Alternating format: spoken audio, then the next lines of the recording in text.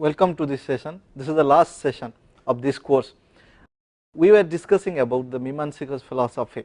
If you remember, in Mimamsikas we have taken a few classes, and a few classes we have discussed many more things, including Khyatibada. Khyatibada stands for the theory of error.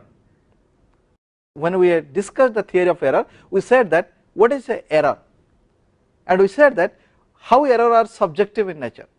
Just to brief about what is error, so that you can able to recapitulate what you had read and what you have listened, what error means.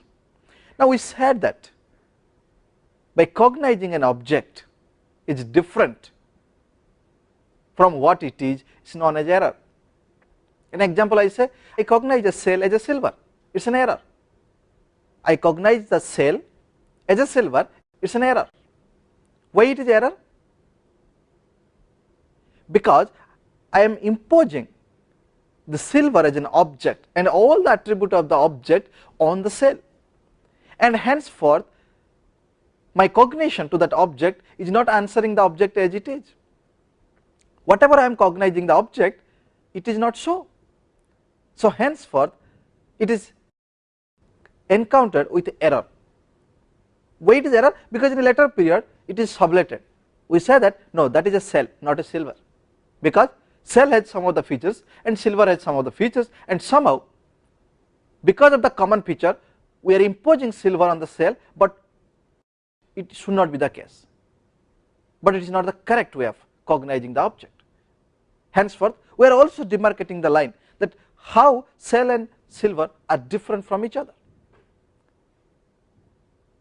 I believe now you could able to recap what we said in error in the same way we have defined, so that how error are subjective. It is a human being, it is a cognizer who cognizes the object. Many times we cognize the object differently than what it is. So therefore error has to be obvious phenomenon. We cognize cell as a silver, we cognize rope as a snake, even snake as a rope. So therefore all these are error, all these are examples of errors. And in the later period we know that, oh, this is not the case. Although we are cognizing rope as a snake, but it is not a snake, it is a rope. Had it been a snake, then it would have been moved from that place to other place if we show the sticks to that reptiles. But since it is a rope, it lies there without any movement. So therefore due to some or other characteristics you could able to know that now the knowledge about that object known as snake, it is not true at all. The knowledge of a snake on the rope is sublated, and henceforth we could able to claim that the correct knowledge about that object is a rope but not as a snake. So this is all about error. Now explaining this concept error, we find different schools have their different opinions on that. Now broadly then we had said that Khyatibada is of two types. One is Sat Khyatibada, another is Asat Khyatibada. What is Asat Khyatibada? Asat Khyatibada, if you can remember, if you can remind what we said that Asat Khyatibada is a theory proposed by Madhyamika school, comes under the Buddhism, and this school, the school of Madhyamikas, they believe that nothing is permanent, neither mind nor the phenomenal world, or neither mind nor the objects that we find in the phenomenal world are real. If neither nor are real, then what we are cognizing? We are cognizing the non-existence, because whenever we are cognizing, that object gets changed, because we cannot cognize an object from its different angles in a particular moment. An example I will give. Suppose there is a horse standing before you. Can you cognize the horse from its various angles? You cannot. What we do generally, and what all the people can do, is that from a particular angle he or she cognize and store the impression in the mind, and another side cognize, and another side cognize, and in a whole form put together in your mind, and as a result, because of the mind activity, we claim that that animal which is before us is known as horse. So now here Madhyamika school, or a school comes under Buddhism, they say that if nothing is permanent, how can you think that the first impression that you got by seeing the horse from a different angle will be remain the same when you are seeing the same horse in a different angle? So therefore they say that nothing is permanent in this earth. If that is the principle, then we are cognizing some object which is non-existent. We are cognizing a cell as a silver. Here, although it will be sublated in later period, that is cell, but the cell not remain as the same, because not even a single moment is fixed and final, it is an eternal, because they believe in the momentariness, things are changing. There are different moments and each moments are changing, so everything moves in the constant flows. If this is the case, then we are cognizing the non-existence and claiming the object in the form of existence, and therefore we are encounter with the error which is known as Asat-Khyatibada. We are cognizing the non-existence and claiming the existence about it. On the other hand, Sat-Khyatibada, people say that we cognize an object which is presented before us in the form of existence, and due to some or other reason we could not able to cognize that object as it is. Like there is an object presented before us, but we cognize that object differently from what it is. This is called Sat-Khyatibada. Now there is a logical difference you find. In the one hand, you find that Asat-Khyatibada, where people claim that we cognize the non-existence of an object in the form of existence, and therefore delusion or error is obvious. On the other hand, people say that objects are presented before us, but due to some or other reason we could not able to cognize the object what it is. Henceforth we encounter with error. So therefore, in one side you find that we cognize the non-existence of an object where error lies. On the other side, we find that we cognize the existence of an object, but exactly we could not able to cognize the object what it is. So either way we encountered with the error, and we find different Khyatibada comes under Sat-Khyatibada. Different people interpret differently.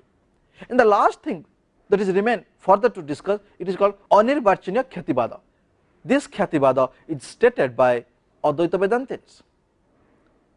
According to Advaita Vedantins, they say that any Khyatibada in any form, it is because of the cognizer, it is because of the individual, it is because of the subject who could not able to cognize the object as it is. So therefore, again they claim that error are subjective. It is because of the cognizer fault or due to some or other reason imposition on his cognition towards an object, he or she could not able to cognize the object what it is. And further they said that what is Anirvachaniya Khyatibada according to them? A Khyati which is indescribable. How it can be? They said that apart from Brahman or besides Brahman, nothing is real in this world. Whatever we see in this world, it is just the Brahman's Maya. Brahman, who is a supernatural, who is omnipotent, omniscient, almighty, absolute, who creates the cosmos in a particular order so that things are fine in a very ecological order, in a tranquility way, without any disturbances, and everything happening in its own order. Whether we wish or not, we find that there is a morning, and once there is a morning, whether we wish or not, obviously there will be evening, and again there is a night, again there is a morning. So therefore, a person who is clever enough, who is omnipotent, omnipresent, who is all powerful to create the vast cosmos, universe, can be responsible for creating the Maya within all of us, those who have a life. And what is that Maya? The concept they have described in a very beautiful way. They say that because of the Maya, because of the ignorance, we always feel I. This is my pen. Here mine has to be underlined. That is not mine. Here mine has to be underlined. It is the I-ness when we say that I, Advaita Vedantins ask that this is a Maya. Because of the ignorance, we claim that that is mine, but nothing in this world is ours. Everything is a Brahman's Maya. Even we ourselves, those who have a life, are the product or the creation of Brahman. So therefore, we are also in the flow of constant flux. So how can we claim that we are the same person even after some time? It is because of Brahman Maya we think that we are the individual person, and because of the individuality we cognize the object differently and claim that belongs to mine or this does not belong to me. Henceforth, according to Brahman, whenever we encounter an error, that means whenever we cognizing an object what it is not, we find that there is also a Maya involved in it. And in this context, Advaita Vedantins explains that let assume a situation, I as an individual, I cognize an object, cell, as a silver. I cognize an object, cell, as a silver at the first step. Why? Because there is an impression in my mind of silver, or the all characteristics of silver is there in my mind. So whenever I encounter with that object, whenever I find that object which lies before me, which is presented before me, I find some sort of characteristics of a silver find in that object. Therefore, in my mind immediately I am able to recall the silver and its characteristics. So since we find some characteristics in that object which is equal to the characteristic of a silver, immediately I claim that that object is silver, and later it is subletted because of some other reason. When I pick up it, when I go nearer to that object and pick up it and find that this is not a silver, rather a cell, then here I can find the differences under which ground the cell is different from silver, and how I perceive that object as a silver, not as a cell. And much after that I conclude that now this is a cell but not a silver. That means the knowledge of silver on that object is subletted as a cell, and here because of the Maya we first initially cognize that object as a silver, which is not the case. Even the later period it is changed, it is modified. Even further they said that the cell never remains as it is, it is again Brahman's creation. Whatever we are cognizing that object, we cannot cognize an object in its full form. Interestingly, they further said that there will be no such description which can completely describe or explain an object in its full form. If this is the case, then under what basis we can claim that that object which is subletted now as a cell is considered as a cell or is cognized as a cell? Because the way I describe, certainly it is different from my friends, and whatever he will describe about the cell, certainly it will be different from my other friend. So therefore, at what point of time we can claim that whatever we are describing, this is the last description about that cell? No one can claim so. If this is the case, then they said that it is indescribable in nature.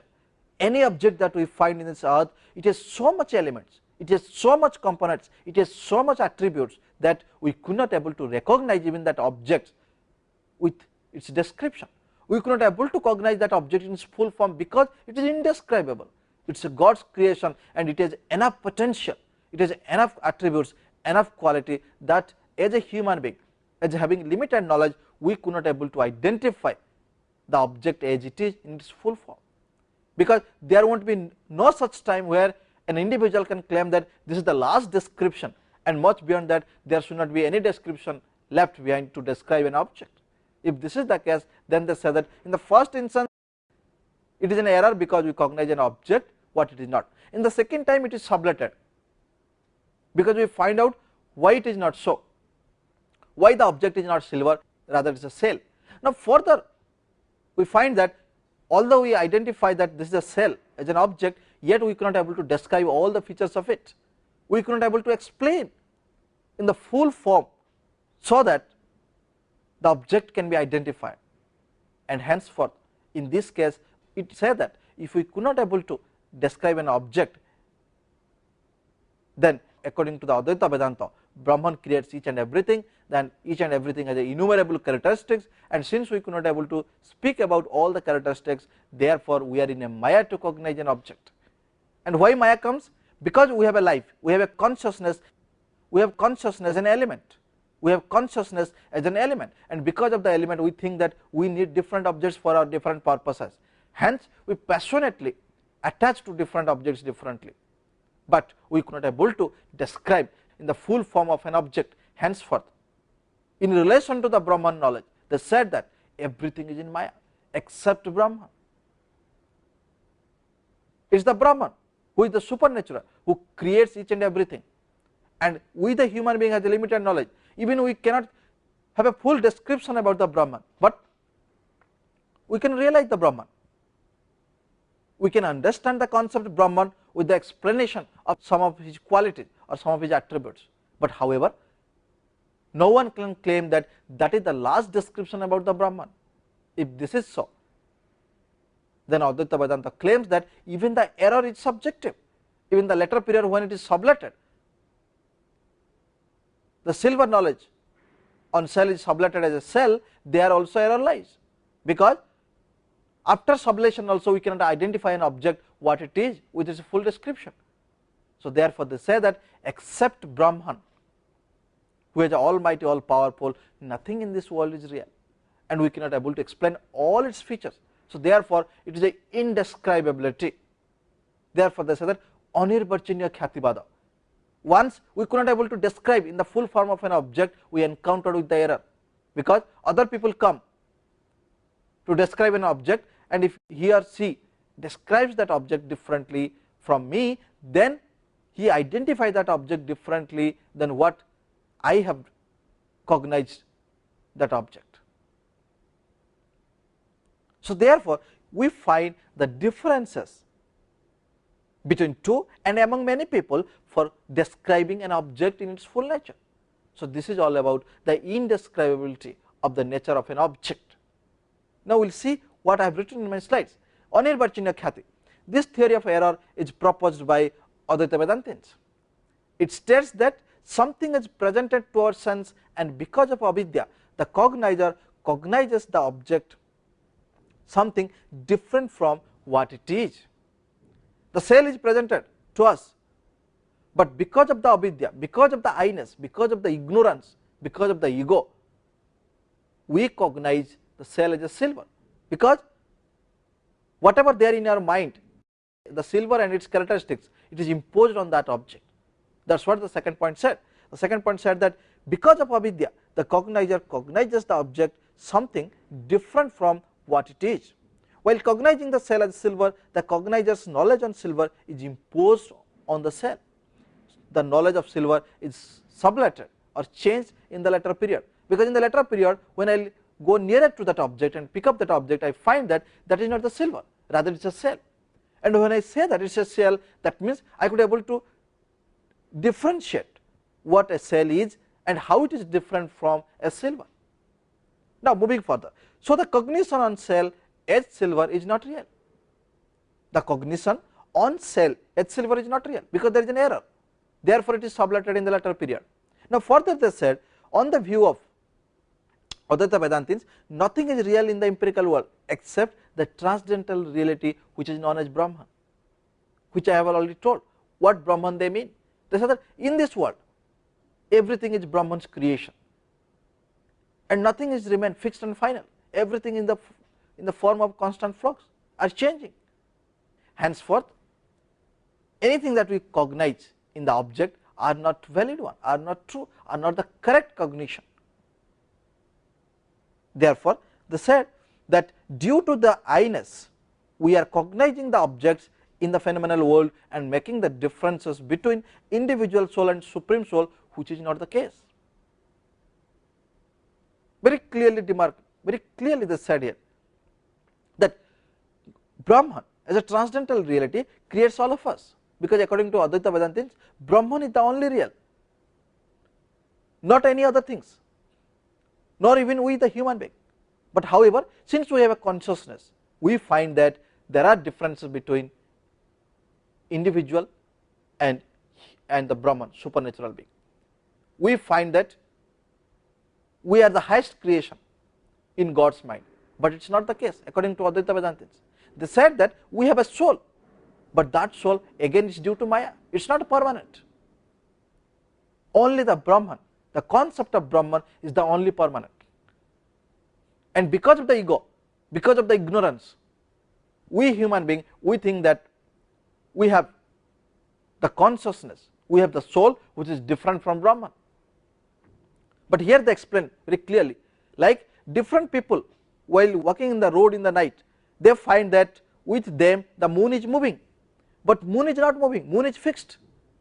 So therefore each and every people, they can claim that with us moon is moving, however it is an error.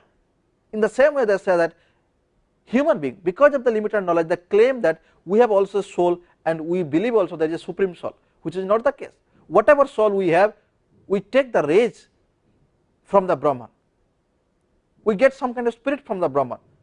As an example, I say that each and every one, those thinking that with them moon is moving, it is not moon moving, they think that moon is moving because they find that some kind of direction from the moon, it is moving with them, but which is not the true, it is an error. Because the way they go, they find the rays of the moon, and because of that reason only they find that whenever they walk in the night in the road, a moon is moving with them, and that is the error over here. In this way Advaita Vedanta explains what is Anirvachaniya Khyati. Further they said that the theory, this theory, the theory of error, states that something is presented to our senses, and because of avidya the cognizer cognizes an object something different from what it is. So thus knowledge about any object of the world is not real, and hence indescribability is the nature of error. Now further they said avidya is related to an individual soul who has a life and accepts I-ness. Why at all we are cognizing the object? Because we have some kind of feeling of I-ness. As I said, this is mine, that is not yours, rather it is mine. I say that those objects are not mine. So all these cases you find that I, minus, mine are in the form of ego. We could not able to understand the true nature of Brahman, therefore we are able to try always discriminate human being from the Brahman.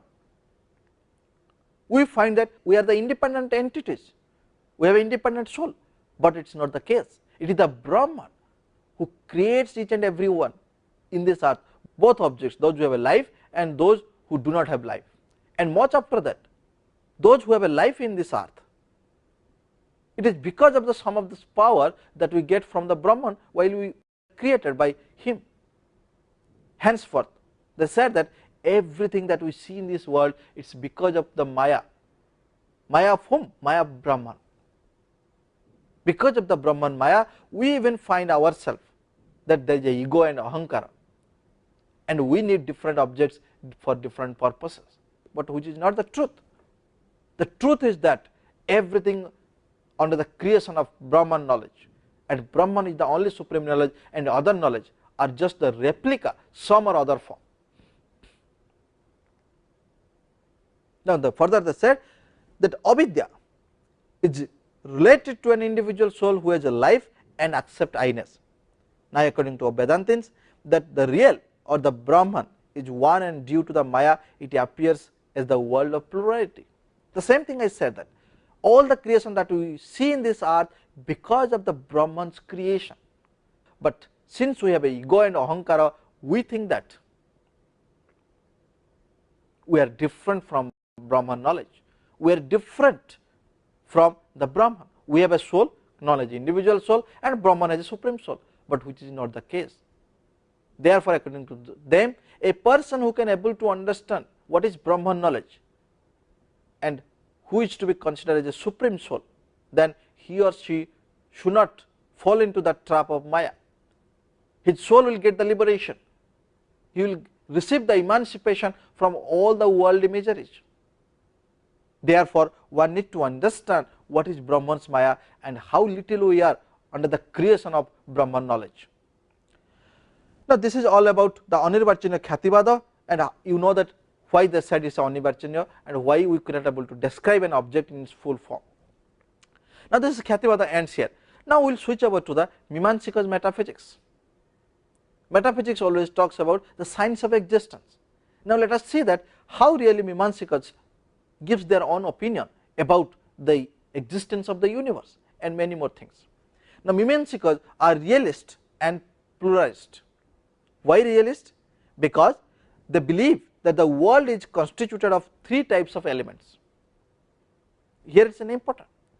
Mimamsikas said that we are realist because we believe the creation of the world, the creation of the universe, the creation of the cosmos is depend on the three elements.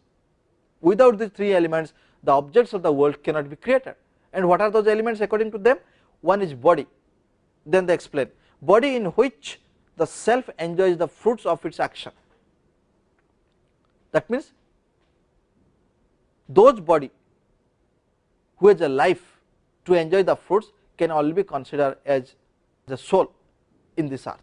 I repeat, said that body in which the self enjoys the fruits of its action. That means each body has a self or a soul. Even a small amoeba, small reptile, animals, insects, each life has a soul, they believe. So, it is a one element. And second one is sense organs. It is because of the sense organs, those who have a life, they cognize the objects differently. Even a mosquito cognizes different objects. Therefore, he knows that if I will be sitting there, I will get my blood or I can get something to eat. But if I sit there in a hard object, I am not getting anything to eat. Therefore, you will mark that even a small insect, small animal can able to find out that what is their food and what are the foods are not eatable for them. So, therefore, in each and every life, those who have a soul, they have a sense organs, and because of the sense organs, they are associated with different objects for their different purposes. Now, third component is known as external things. Without the external things, how can the sense organ will be attached with the different objects? So, therefore, they say that those who have a body must have a life and has a soul inside in that body, because soul enjoy the actions, receive the fruits of that action. Then the further said that there is a sense organs that we find in each life. Then the third component, they say that there must be an external thing, and henceforth these three elements are responsible to create the life in this earth according to Mimamsikas. In this way, Mimamsikas established the fact that it is because of these three elements we find different life in this earth under the Brahman's construction, under the Maya which is there in Brahman, and because of that Maya, Brahman creates all this life differently by the help of these three elements. One is body, another is sense organs, the third one is external things. Now, further they said that we are not only realist, we are also pluralist. Why? Because they accept both perceivable and non-perceivable realities. Perceivable like table, chair, laptop, horse, cows, trees, and non-perceivable like hell, heaven, so on and so forth, because they believe in karma theory. Therefore, they believe that something which is not perceived also has its own existence, and therefore they consider that existence as a reality. Thus, they claim that we are pluralist as well as realist. We are pluralist because we accept both perceivable and non-perceivable objects. On the other hand, we believe that the whole life in this cosmos constituted because of three elements, those are body, then sense organs and external things. Now, they reject the view that the world is created by God, and they believe that the creation is based on karmas. What is that? The concept. They said that we are not really focused on the concept, saying that Brahman is God. They never said that Brahman is God. If you see that, who? According to Mimamsa philosophy. Now we are discussing Mimamsa philosophy, Mimamsa metaphysics. Mimamsikas say that we are not believing in God, but we believe on some kind of force or Shakti. What is that Shakti? They say that every human being, every animal, both animate and non-animate, have some kind of potential energy. Because of that, that object exists. If that potential energy is not there in that object, the object cannot exist. If the potential energy is not there in the life of an animal, animal cannot exist. Therefore, they said that we do not really believe the existence of God, but we believe there is a force in each and every element, and because of that we find there is an existence of that object. And further they say that we believe the karma theory, because the famous statement, as we sow, so we reap. If we do the good karma, because of some situations, circumstances, you may not get the immediate result, but due to some or other circumstance in later period, you will get your result of your karma. Therefore, they say that is the circumstantial conditions play a very vital or crucial role to get the fruits of our actions. And why they say? Because they derived this concept from the Vedas. In the Vedas, it is said that if you do your own action, you may not get the result immediately, but later period you will get your result. In the same way, Mimamsikas said that we are not believing the existence of God, but we are believing there is a potential energy, there is a force in each and every object, henceforth the object exists in this earth. And further they say that each object exists, and we the human being also exist, and we also get our fruits because of some circumstantial condition. We must do our work and we will get the result once the situation will come. Therefore, they say that they believe the creation is based on karmas. Any creation that you see, it is based on karma. If we could be able to now talk to politely to others, now you can behave towards others in a very good manner, it is because of our past karma.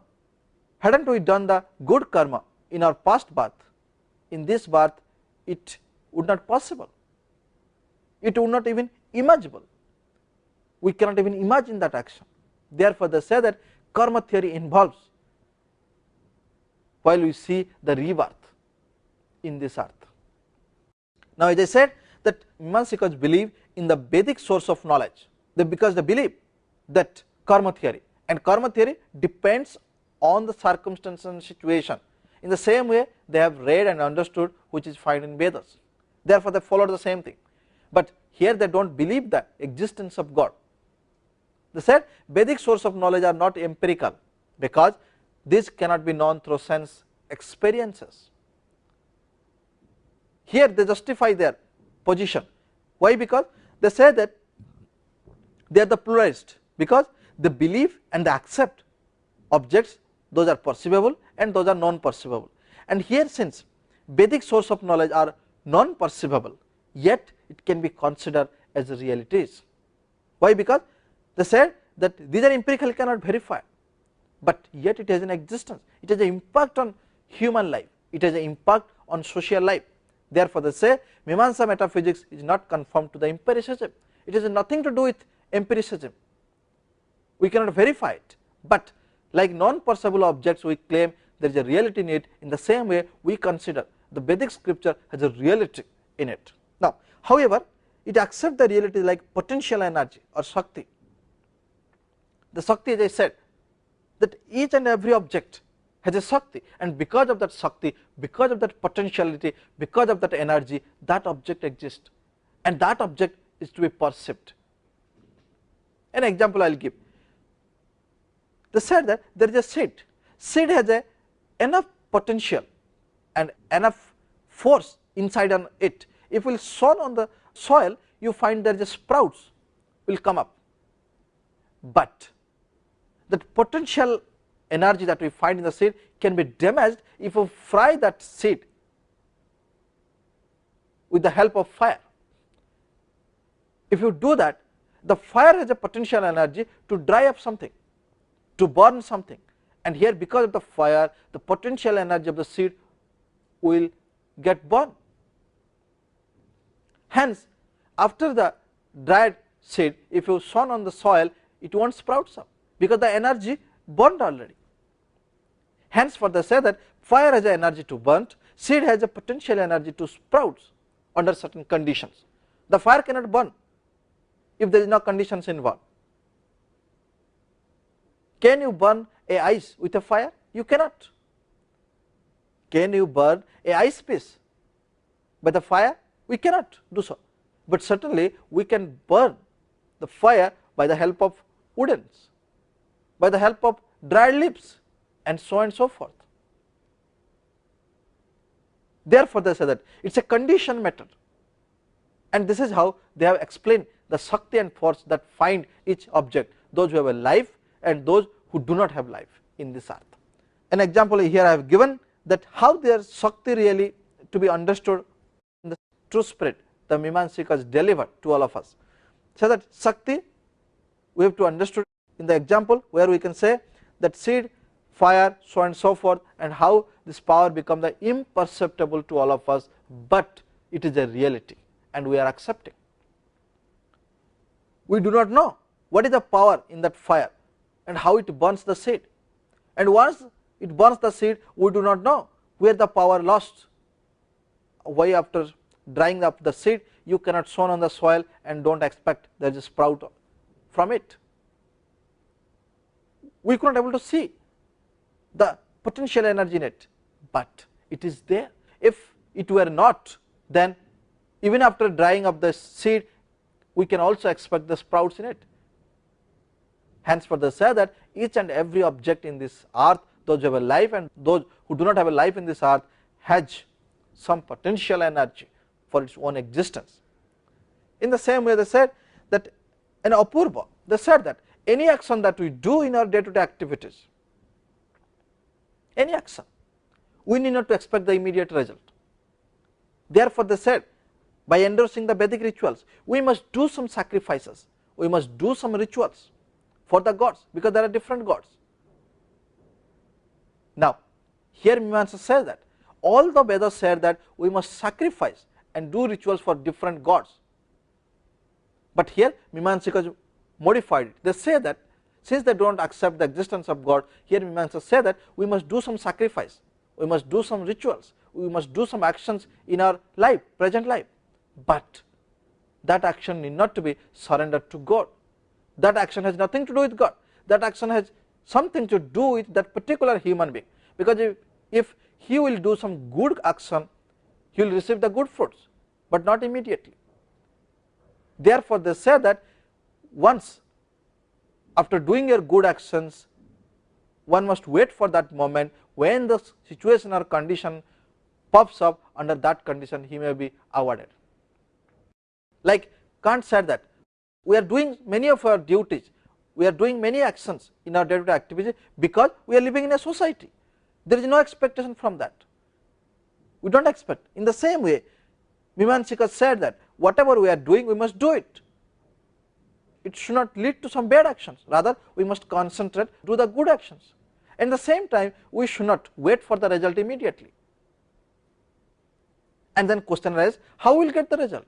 People say that, and according to Mimamsa scholars, you will get the result when the favorable situations, favorable circumstances, favorable conditions can appear, then you will get the reward. An example I will give, for example, now you will be studying, not necessarily that you will get job after that, but since you have understood the content and concept, sometime later you will get a different job altogether. Therefore your knowledge will be valid over there, will be applicable over there. Therefore they said that do not expect immediately after your karma, wait for the favorable situation and circumstances and you will be awarded on that. You need not to expect the award, but you will be awarded because of the situation and conditions. Now the concept of soul, they further said the soul is an eternal and infinite substance, rest in another body depends on its karma. Consciousness is not the essence of soul, it is an advantageous quality that pops up when some conditions are present. Here if you see that all the times they have given the emphasis on conditions. If there is a so and so condition, then this will happen.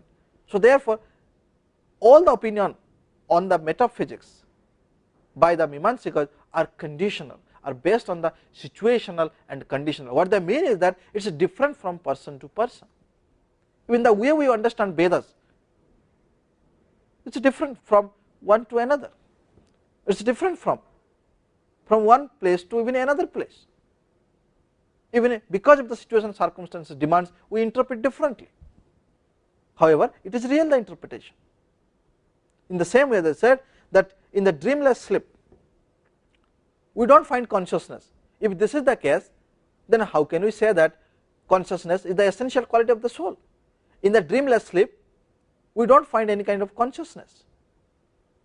And further they said that if a person gets liberation with so much hard labor, so much hard practice, if X and Y can attain the liberation in this earth, in that time he doesn't find the consciousness within him or her. So then how can we claim that consciousness is the essential quality of the soul? Because sometimes it is there, sometimes it is not there. Therefore they believe that consciousness is not the essence of the soul. As many lives, those many souls. But souls are subject to bondage and can attain liberation. What they mean is that because of the I-ness, we may be trapped to do many of the bad actions, and henceforth we are in bondage. We seek different objects for our different purposes, but we should not do that.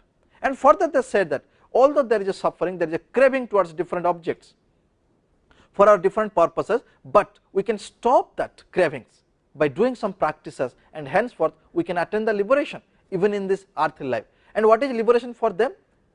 The liberation for them is to live in the heaven. And how we can live in the heaven? If we do the good karma. If the situation comes and the circumstance pops up, you will be in the heaven, so that your life will be very peaceful and bliss.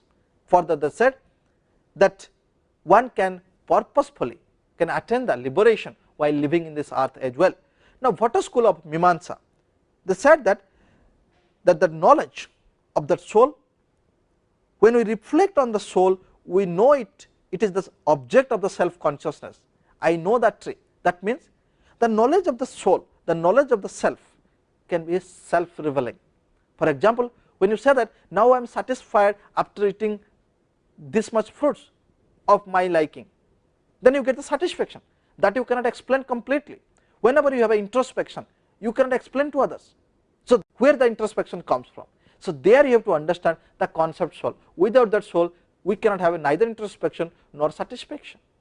Now in this way they explain that knowledge is self revealing. Now ethics, they find that we must do some actions in our present life. In that actions we must be very conscious and care about it. Why should we care? We need not to seek for the immediate results. What will happen? If we seek for the immediate results, we may not be able to do the good karma. If you don't able to do the good karma, your life won't be in heaven. So if all these things are there, then we cannot have a peace of mind. Therefore they say that what is the basis to have a knowledge? How can we know that what action we are doing is a good action? They said that there are three things involved. One is the subject who seeks the knowledge, and there is an object about which the knowledge can be acquired, and immediately once the subject and object are contact together, the knowledge pops up, and it is called knowledge is self revealing. In this way knowledge is self revealing. We need not to dig out something to get the knowledge about something, it is a self revealing. In this way they said that we must do our duties not to receive any benefit out of it, but to perform those since we are a member of that society. The highest good according to Mimamsikas is the attainment of heaven, where they can find bliss as well as peace. They accept that liberation can be attained in the present birth, and for that they explain that one need not to crave for different objects in this earth, neither to attach passionately towards the different objects for their different purposes.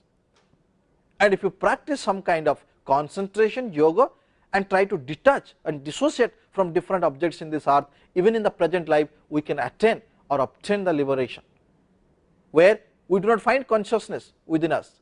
And in this ground they said that soul has no essential element known as consciousness. On the other words, I say that consciousness cannot be considered as an essential element of the soul, because some part of our life we do not find consciousness. For example, dreamless sleep.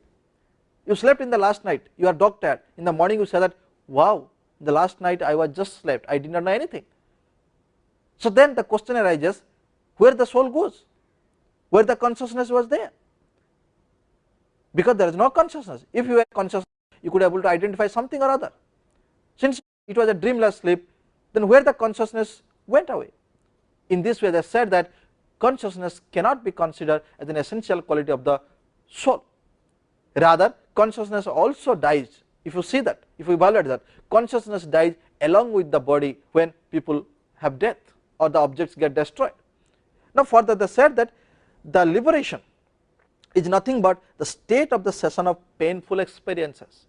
Once we have attached to different objects, we try to get all these objects for our different purposes, and due to some or other reason, if we could not able to get it, we feel pain.